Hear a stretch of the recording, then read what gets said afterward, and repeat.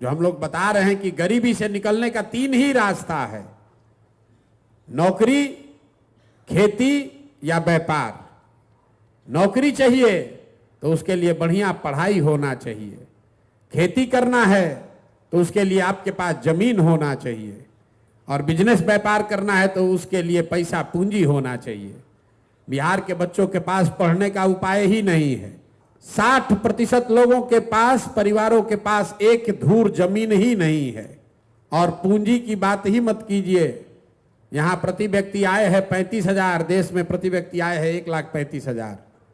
तो 35,000 रुपया मतलब बिहार में रहने वाला 100 में 80 व्यक्ति दिन में 100 रुपया भी नहीं कमा रहा है। और इस गरीबी का क्रेडिट लेने के लिए नेता आपस में लड़ रहा है, कह रहा है कि हम ज्यादा सुधार दिए, कि हम ज्यादा सुधार दिए। इसीलिए हम लोग कहते हैं कि सबकी बात को सही मान लीजिए। मान लीजिए कि कांग्रेस ने बिहार में 40 बरस बहुत विकास कर दिया। ये मान लीजिए कि लालू जी के राज में सामाजिक न्याय मिल गया, गरीबों को, पिछड़ों को आवाज दे दी गई। ये भी मान लीजिए कि नीतीश और भाजपा के राज में सड़क बन गया, बिजली आ गई। अगर ये तीनों बात को, तीनों लोगों के बात को सही मान भी लिया जाए तो भी कोई दुनिया में इस बात से इनकार नहीं कर सकता है कि देश का सबसे गरीब, सबसे पिछड़ा, सबसे ज्यादा अशिक्षित, सबसे ज्यादा बेरोजगारी वाला राज्य बिहार ही है। काहे बहस कर रहे हैं कि लालू ज्यादा खराब कि नीतीश ज्यादा खराब, कांग्रेस ज्यादा खराब कि मोदी ज्यादा खराब? हम तो कह रहे हैं कि अगर सबको सही मान लो तो भी हम लोग की हालत सबसे ज्यादा खराब।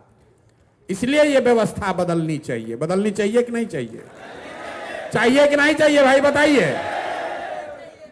यही तो बात आपको सीखना है। पीके की बात क्या है? यही बात है। एक बार जीवन में आपने जाति पर वोट दिया, आपने विचारधारा पर वोट दिया, आपने दलों को वोट दिया, आपने व्यक्ति को वोट दिया, आपने चेहरे को देखकर वोट दिया। एक ही बात प्रशांत किशोर बता रहे हैं, जनसुराज बता रहा है, एक बार जीवन में अपने और अपने बच्चों के लिए वोट दो।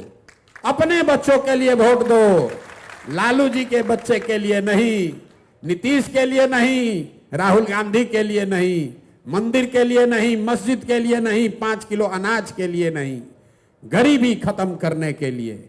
और गरीबी खत्म करने का 3 उपाय, पढ़ाई, खेती और रोजगार। एक बार इसकी चिंता करके वोट दो, अपने आप जीवन सुधर जाएगा। और नहीं होगा तो आज आप मजदूरी कर रहे हैं, अगले आने वाले समय में आपके, हमारे बच्चों को मजदूरी करना पड़ेगा।